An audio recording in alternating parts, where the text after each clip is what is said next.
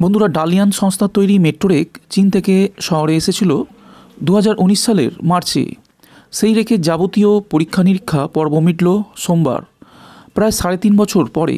এবার সেই পরীক্ষার ফলাফল খতিয়ে দেখে রেলের গবেষণা তথা মানক সংস্থা RDSO research design and standards organisation প্রয়োজনীয় ছাড়পত্র দিলেই চীন থেকে ওই রেক আসা শুরু হবে বলে খবর।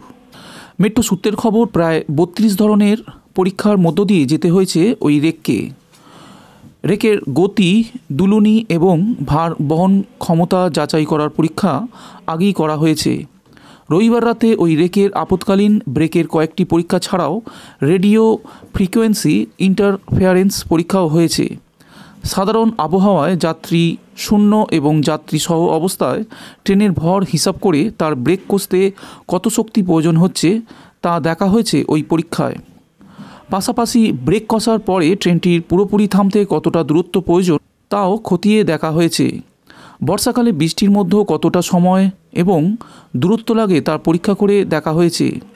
রেডিও ফ্রিকোয়েন্সি ইন্টারফেয়ারেন্স পরীক্ষায় ট্রেনের বিভিন্ন বৈদ্যুতিন যন্ত্রপাতি থেকে নির্গত তরঙ্গের প্রভাবে সিগন্যালিং এবং অন্যান্য ব্যবস্থায় আবেশজনিত কোনো প্রভাব তৈরি হচ্ছে কি না তা খতিয়ে দেখা হয়। একইভাবে থার্ড রেলের বিদ্যুৎ এবং ট্র্যাক সংলগ্ন বিভিন্ন যন্ত্রপাতি থেকে নির্গত বৈদ্যুতিক তরঙ্গ ট্রেনের বিভিন্ন দূর নিয়ন্ত্রিত যন্ত্রের ওপরে প্রভাব ফেলছে কি না তাও দেখা হয়।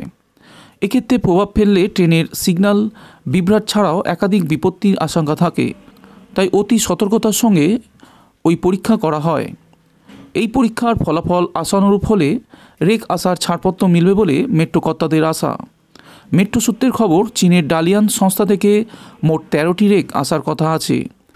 এর মধ্যে প্রথম রেকটির পরে আরও 8টি রেক চীনের কারখানায় তৈরি অবস্থায় রয়েছে। প্রয়োজনীয় ছাড়পত্র পেলেই ওই রেকগুলি জলপথে চীন থেকে কলকাতায় আসবে।